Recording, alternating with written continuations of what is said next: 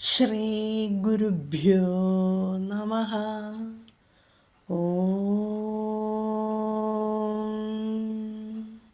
ശ്രീ പരമാത്മനേ നമഃ.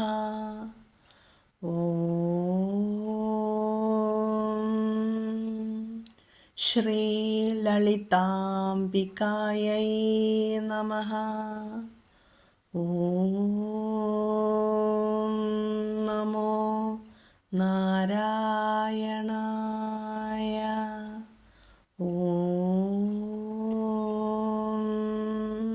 നമോ ഭഗവതേ വാസുദേവായ.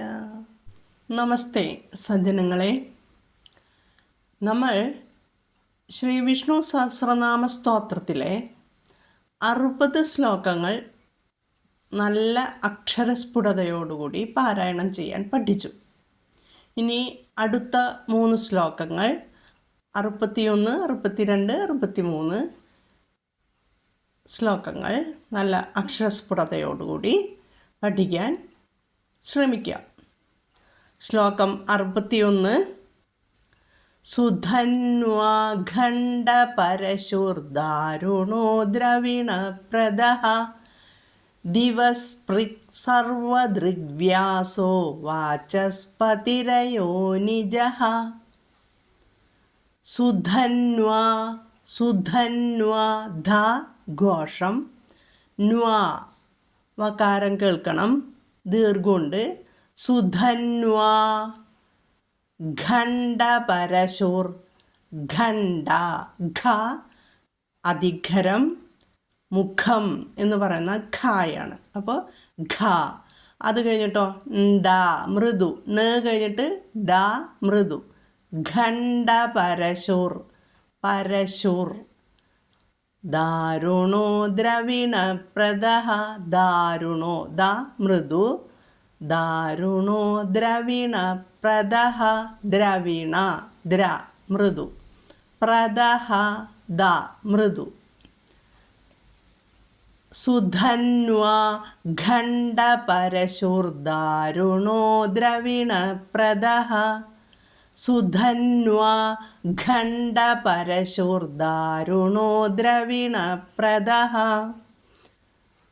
ദിവസ്പൃക്, ദിവസ്പൃക് സർവദൃഗ്വ്യാസോ വാചസ്പതിരയോ നിജഃ. ദിവഃ സ്പൃക്, ദിവസ് വിസർഗം, ദിവസ് സ്പൃക്. സർവദൃഗ്വ്യാസോ, സർവദൃഗ് അവിടെ ഗ മൃദുവായിട്ട് വരും. സർവദൃഗ്വ്യാസോ, വ്യാസോ വ്യാ.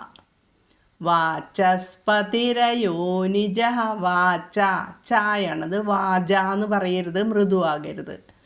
വാചസ്പതിരയോ നിജഃ, സ്പതി തി, വാചസ്പതി, വാചസ്പതി, വാചസ്പതി, വാചസ്പതിരയോ നിജഃ. പഠിച്ചല്ലോ. സുധന്വാ ഖണ്ഡ പരശുർദാരുണോ ദ്രവിണപ്രദഃ. ദിവസ്പൃക് സർവദൃഗ്വ്യാസോ വാചസ്പതിരയോ നിജഃ. ഇതിലെ പദച്ഛേദങ്ങൾ ശ്രദ്ധിക്കാം. സുധന്വാ ഖണ്ഡ പരശുഹു, ദാരുണഃ ദ്രവിണപ്രദഃ, ദ്രവിണപ്രദഃ. ദിവഃ സ്പൃക് സമസ്ത പദമായിട്ടാണ് ഇവിടെ ഉപയോഗിക്കുന്നത്. ദിവസ്പൃക്. സർവദൃഗ്വ്യാസഃ, സർവദൃക് വ്യാസഃ, സർവദൃഗ്വ്യാസഃ. ഇതും ഒറ്റപ്പദമായിട്ടാണ് ഉച്ചരിക്കുന്നത്, ഒറ്റ നാമമാണ്.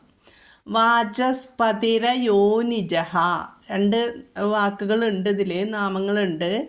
വാചസ്പതിഹി അയോനിജഃ സമസ്ത പദമായിട്ട് ഉച്ചരിക്കുമ്പോൾ വാചസ്പതിരയോനിജഃ. ഇവിടെ രേഭം രാ വന്നിരിക്കുന്നു. വാചസ്പതിഹി വിസർഗം ത്തിന് മുമ്പ് ഇക്കാരവും വിസർഗശേഷം ആയും വന്നതുകൊണ്ട് അവിടെ രേഭം വന്നിരിക്കുന്നു. വാചസ്പതിരയോനിജഃ, അയോനിജഃ എന്നാണ് വാചസ്പതിരയോനിജഃ എന്ന് വരുന്നു. ഇനി ചെറുതായിട്ടൊന്ന് അർത്ഥം ഞാൻ പറഞ്ഞു പോകുന്നു. സുധന്വ,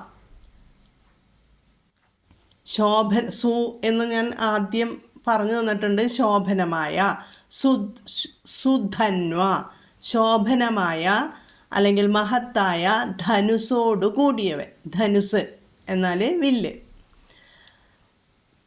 ആരോ അവൻ? സുധന്വാവ് കേട്ടോ. അടുത്തത് ഖണ്ഡപരശുഹു. ഖ കടുപ്പിക്കണം. ഖണ്ഡപരശുഹു. പരശു എന്നാൽ എന്താണ്? വെൺമഴു.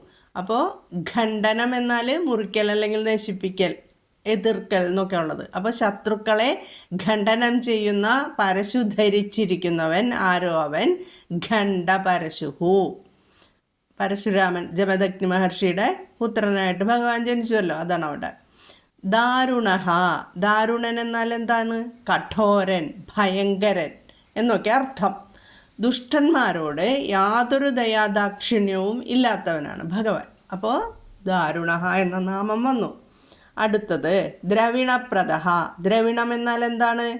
ധനം, സ്വർണം, ബലം തുടങ്ങിയ അർത്ഥങ്ങളൊക്കെ നമുക്ക് പറയാം. അപ്പോൾ ഭക്തന്മാർക്ക് ആവശ്യമായ ധനത്തെ പ്രദാനം ചെയ്യുന്നതിനാൽ ദ്രവിണപ്രദൻ എന്ന നാമം. ദിവസ്പൃക്ക്. ദിവഹ സ്പൃക്ക് അവിടെ വിസർഗമുണ്ട്. അപ്പോൾ അവിടെ ഉച്ചരിക്കണം. ദിവസ് സ്പൃക്ക്. ദിവം എന്നാൽ അവിടെ ദിവി എന്നും പറയാം. ചില പുസ്തകങ്ങളിൽ ദിവി എന്ന് വരുന്നുണ്ട്. അപ്പോൾ ദിവി അല്ലെങ്കിൽ ദിവം എന്നാൽ എന്താണ്? സ്വർഗം. സ്പൃക്ക് എന്നാൽ സ്പർശിക്കുക. അപ്പോൾ സ്വർഗത്തെ സ്പർശിക്കുന്നവൻ ആരോ അവൻ? ദിവസ്പൃക്ക്. അടുത്തത് സർവദൃക് വ്യാസഃ. സർവദൃക് വ്യാസഃ. സർവദൃക് വ്യാസഃ സമസ്തപദമായി എടുക്കുമ്പോൾ സമ്പൂർണ്ണ ജ്ഞാനത്തിൻ്റെ വ്യാസം അല്ലെങ്കിൽ വിസ്താരം ചെയ്യുന്നവനാകയാൽ സർവദൃക് വ്യാസൻ. ഇനി രണ്ട് പദമായിട്ട് വിഗ്രഹിച്ചാലോ? സർവദൃക് എന്ന് പറഞ്ഞാൽ സർവത്തെയും കാണുന്നവനും വ്യാസനും ആയവനാരോ അവൻ? സർവദൃക് വ്യാസൻ. അടുത്ത നാമം വാചസ്പതിഹി അയോനിജഃ. വാചസ്പതിരയോനിജഃ. വാചസ്പതി എന്നാൽ വാഗ്മി, എല്ലാ വിദ്യകളിലും അഗാധമായ പാണ്ഡിത്യമുള്ളവൻ.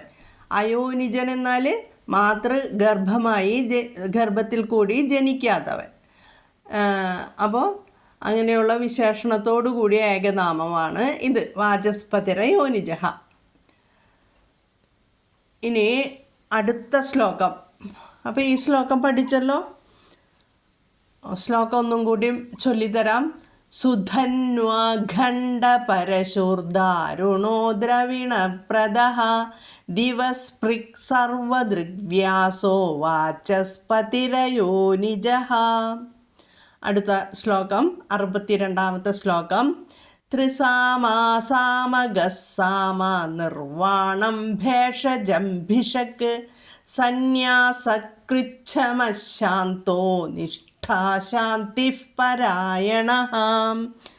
ത്രിസാമാസാമഗസ്സാമ നിർവാണം ഭേഷജം ഭിഷക് സന്യാസകൃച്ഛമശാന്തോ നിഷ്ഠാശാന്തിഃ പരായണഃ. ത്രിസാമ ദീർഘമുണ്ട് അവിടെ. സാമ എന്ന് തന്നെ പറയണം. സാമഗസ്സാമ. അപ്പോൾ അവിടെ സാമഗഹ സാമ എന്ന് വരുന്നുണ്ട്. അതുകൊണ്ട് വിസർഗസ്ഥാനത്ത് സാമഗസ് എന്ന് പറയണം. വിസർഗം കഴിഞ്ഞിട്ട് സാ വന്നിരിക്കുന്നു, സാമാന്ന്. അതുകൊണ്ട് അവിടെ ഉച്ചരിക്കുക. സാമഗസ്സാമ നിർവാണം ഭേഷജം ഭിഷക്. അപ്പോൾ അവിടുത്തെ ഭ ഘോഷമാണ്. ഭേഷജം ഒന്നുയർത്തി ഉച്ചരിക്കുക. ഭേഷജം ഭിഷക്. അടുത്ത വരി സന്യാസകൃച്ഛമശാന്തോ നിഷ്ഠാശാന്തിഃ പരായണഃ. സന്യാസകൃത്ത് അത് പദച്ഛേദത്തിൽ ഞാൻ പറഞ്ഞുതരാം. സന്യാസകൃച്ഛമ, കൃച്ഛമ ഛ കടുപ്പിക്കുക. സന്യാസകൃച്ഛമശാന്തോ, കൃച്ഛമശ് എന്ന് പറയണം. കാരണം വിസർഗം കഴിഞ്ഞിട്ട് ഷാ വന്നിരിക്കുന്നു. അതുകൊണ്ട് അവിടെ ഷ ചൊല്ലണം പാരായണം ചെയ്യുമ്പോൾ. കൃച്ഛമസ്, കൃച്ഛമശാന്തോ. ശാന്തോ എന്ന് പറയുമ്പോൾ ന കഴിഞ്ഞിട്ട് തായാണ് ഇതൊന്നും നിങ്ങൾക്ക് ഇനി പറഞ്ഞു തരേണ്ട ആവശ്യമില്ലേ, നമ്മൾ പകുതി ശ്ലോകങ്ങൾ പഠിച്ചു കഴിഞ്ഞു. ശാന്തോ ന കഴിഞ്ഞ് താ തന്നെ ഉച്ചരിക്കുക. ശാന്ത എന്ന് പറയരുത്. ശാന്ത എന്ന് പറഞ്ഞാൽ ന കഴിഞ്ഞിട്ട് ദായാണ്, മൃദുവാണ്. ഇവിടെ ശാന്ത. അപ്പം ശാന്തോ. നിഷ്ഠ. നിഷ്ഠ എന്ന് പറയുമ്പോൾ അവിടുത്തെ നിഷ് എന്ന് കഴിഞ്ഞിട്ട് ഠ കടുപ്പിക്കുക. നിഷ്ഠ. ശാന്തിഹി. അവിടെ ശാന്തി കഴിഞ്ഞിട്ട് വിസർഗം കഴിഞ്ഞു, എന്നിട്ട് പരായണ. അപ്പം ശാന്തിഫ് പരായണ. ശാന്തിഫ് പരായണ. ത്രിസാമ. ത്രിസാമ രണ്ടോടത്തും ദീർഘമുണ്ട്. ത്രിസാമ സാമഗസാമ നിർവാണം ഭേഷജം ഭിഷക് സന്യാസകൃച്ഛമശാന്തോ നിഷ്ഠാ ശാന്തിഫ് പരായണ. ത്രിസാമ സാമഗസാമ നിർവാണം ഭേഷജം ഭിഷക് സന്യാസകൃച്ഛമശാന്തോ നിഷ്ഠാ ശാന്തിഫ് പരായണ. ഈ ശ്ലോകത്തിലെ പദച്ഛേദങ്ങൾ നമുക്ക് ശ്രദ്ധിക്കാം. ത്രിസാമ സാമഗഃ സാമ നിർവാണം ഭേഷജം ഭിഷക് സന്യാസകൃത് ശമഃ ശാന്തഃ നിഷ്ഠ ശാന്തിഹി പരായണം. പരായണഃ ചില പുസ്തകങ്ങളിൽ പരായണം എന്ന് കാണാം. ഈ ശ്ലോകത്തിൽ ശ്രദ്ധിക്കാനുള്ളത് വിസർഗസന്ധികൾ ഏതാണ്? ത്രിസാമ സാമഗസ്. വിസർഗം കഴിഞ്ഞിട്ട് സാമ എന്ന് വന്നതുകൊണ്ട് സാ വന്നതുകൊണ്ട് അവിടെ സ ചൊല്ലണം. വിസർഗസ്ഥാനത്ത് സാമഗസ്. സാമ നിർവാണം ഭേഷജം ഭിഷക് ഭാഘോഷം വരണം. പിന്നെയുള്ളത് സന്യാസകൃച്ഛമഃ. അവിടെയാണ് ഒരു വ്യത്യാസമുള്ളത്. സന്യാസകൃത്ത് ത് പിന്നെ ശമഃ എന്ന് രണ്ട് വാക്കുകളാണ്. അപ്പോൾ സന്യാസകൃത്ത് ശമഃ. തേന് ശേഷം ഷ വന്നിരിക്കുന്നു. ഇത് ഞാൻ 27ാമത്തെ ശ്ലോകത്തിൽ വളരെ ഭംഗിയായിട്ട് വിശദീകരിച്ച് തന്നിട്ടുണ്ട് അല്ലേ. അസംഖ്യയോ പ്രമേയാത്മാ വിശിഷ്ടശിഷ്ട കൃച്ഛുജിഹി. കൃച്ഛുജിഹി എന്നുള്ളത് ഞാൻ പറഞ്ഞു തന്നിട്ടുണ്ട്. അവിടെ സന്യാസകൃത്ത് ത എന്നുള്ളതിന് മാറ്റം വന്നിട്ട് ച വരും. ച ഖരം ച. അത് കഴിഞ്ഞിട്ട് ഒരു രണ്ട് പദങ്ങൾക്ക് നടുവിൽ ഷ വന്നിട്ടുണ്ടെങ്കിൽ അത് അധികരം ഛായയായിട്ട് മാറും. അപ്പോൾ രണ്ട് ചാകൾ അവിടെ വരുന്നുണ്ട്.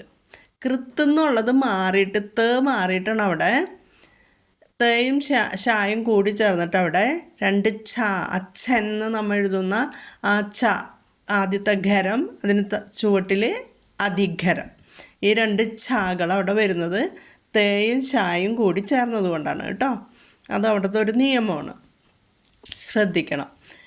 അപ്പോൾ സന്യാസ കൃച്ഛമശ് ശാന്തോ. കൃച്ഛമശ് എന്ന് പറയുമ്പോൾ വിസർഗം കഴിഞ്ഞിട്ട് ഷാ വന്നതുകൊണ്ട് പിന്നെയും ശാന്തിഹി എന്ന് വന്നതുകൊണ്ട് അല്ല ശാന്തഹ എന്ന് വന്നതുകൊണ്ട് അവിടെ ശാന്തോ. അവിടെ ശ ഉച്ചരിക്കണം. പിന്നെ നിഷ്ഠ ശാന്തിഫ് പരായണ. ശാന്തിഹി പരായണ അല്ലെങ്കിൽ പരായണം. ചില പുസ്തകങ്ങളിൽ പരായണം എന്ന് കാണുന്നുണ്ട്. അപ്പോൾ ഇവിടെ ശാന്തിഹി വിസർഗം കഴിഞ്ഞിട്ട് പാ വന്നതുകൊണ്ട് അവിടെ ഫ എന്ന് ഉച്ചരിക്കുക. ശാന്തിഫ് പരായണ. ഇത്രയേ ഉള്ളൂ കേട്ടോ. ഇനി ചെറുതായിട്ടൊന്ന് അർത്ഥം പറഞ്ഞു വരാം. ത്രിസാമ എന്ന് പറഞ്ഞാൽ എന്താണ്? ത്രിസാമ മൂന്ന് സാമങ്ങളെ കൊണ്ട് സ്തുതിക്കപ്പെടുന്നവനാരോ അവൻ ത്രിസാമൻ. പിന്നെ സാമഗഃ സാമവേദത്തെ ഗാനം ചെയ്യുന്നവൻ. സാമ സാമവേദ സ്വരൂപൻ. നിർവാണം നിർവാണം എന്ന് വെച്ചാൽ മോക്ഷം, സകല ദുഃഖങ്ങളെയും ഇല്ലാതാക്കുന്ന പരമാനന്ദമാകുന്ന സുഖസ്വരൂപൻ. പിന്നെ ഭേഷജം ഭേഷജം എന്ന് വെച്ചാൽ ഔഷധം മരുന്ന് എന്നൊക്കെയാണ്. അപ്പോൾ സംസാര രോഗത്തിന് ഔഷധമായിരിക്കുന്നവൻ ആരോ അവൻ ഭേഷജൻ. ഭിഷക് ഭിഷഗ്വരൻ വൈദ്യൻ. സന്യാസകൃത്ത് സന്യാസത്തെ കൃത്ത് സൃഷ്ടിച്ചവൻ. സന്യാസം എന്നാൽ എന്താണ്? സമ്യക്കായി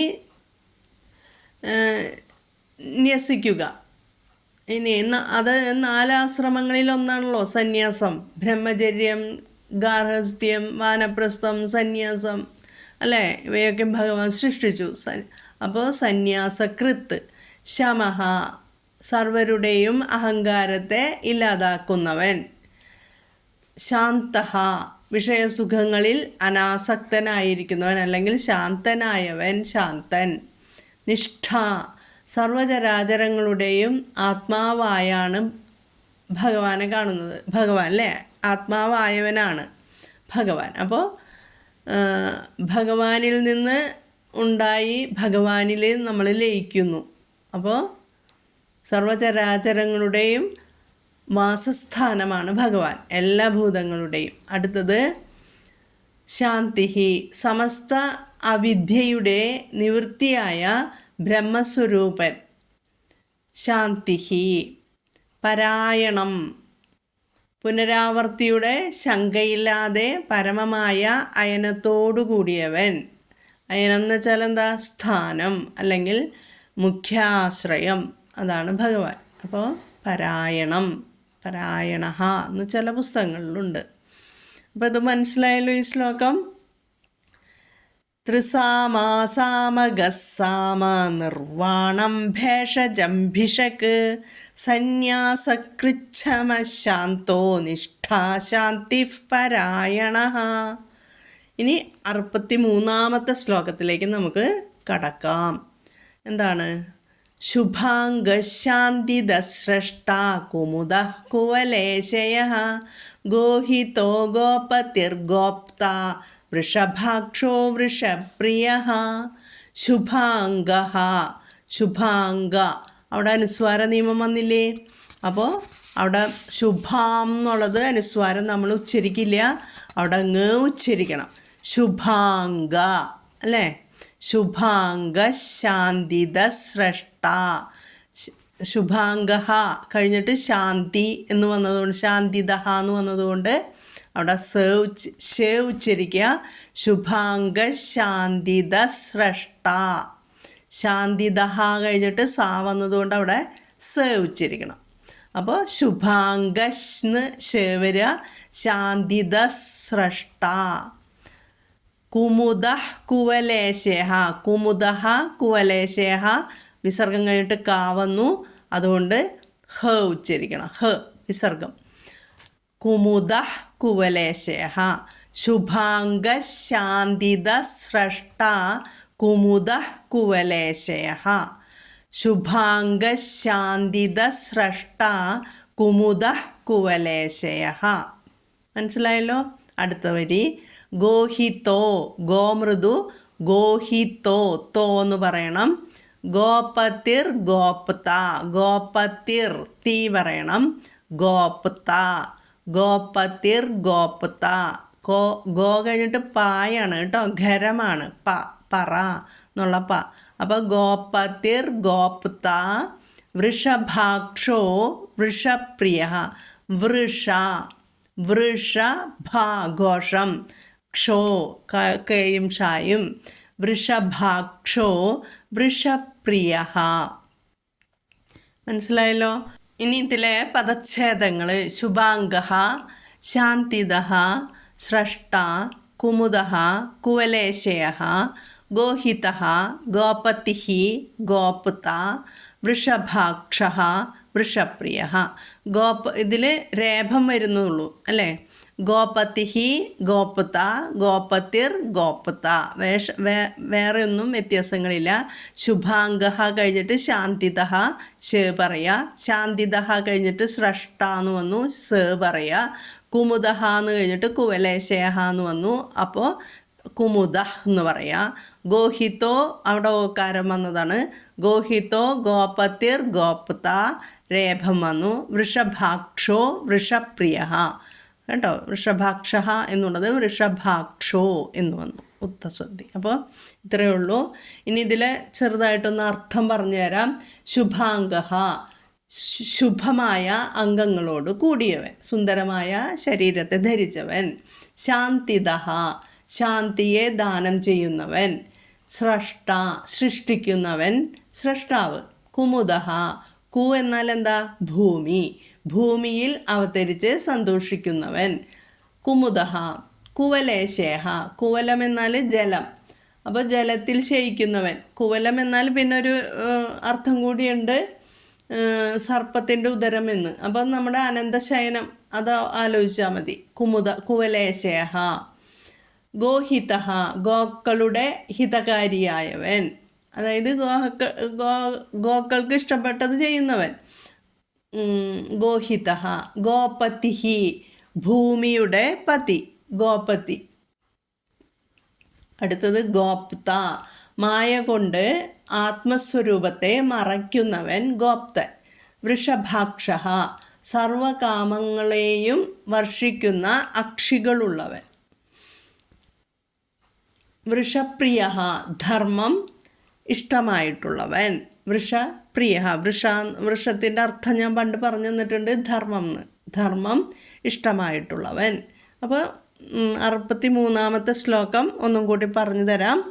ശുഭാംഗശാന്തിദസ്രഷ്ട കുമുദ കുവലേശയ ഗോഹിതോ ഗോപതിർഗോപ്ത വൃഷഭാക്ഷോ വൃഷപ്രിയ. ശ്രീരാമ രാമ രാമേതി രമേ രാമേ മനോരമേ സഹസ്രനാമ തത്തുല്യം രാമനാമവരാനനേ. ശ്രീരാമനാമവരാനന ഓം നമ ഇതി. അങ്ങനെ വിഷ്ണു സഹസ്രനാമ സ്തോത്രത്തിലെ 61, 62, 63 ശ്ലോകങ്ങൾ എങ്ങനെയാണ് പാരായണം ചെയ്യേണ്ടതെന്നും അവയുടെ അർത്ഥവും പറഞ്ഞു തന്നു. എല്ലാവരും നന്നായി മനസ്സിലാക്കി മുന്നോട്ട് പോകൂ. ജഗദീശ്വരൻ്റെ കൃപാകടാക്ഷം എല്ലാവർക്കും ലഭിക്കുമാറാകട്ടെ. ഹരി ഓം. ഓം തത്സത്. ഹരി ഓം.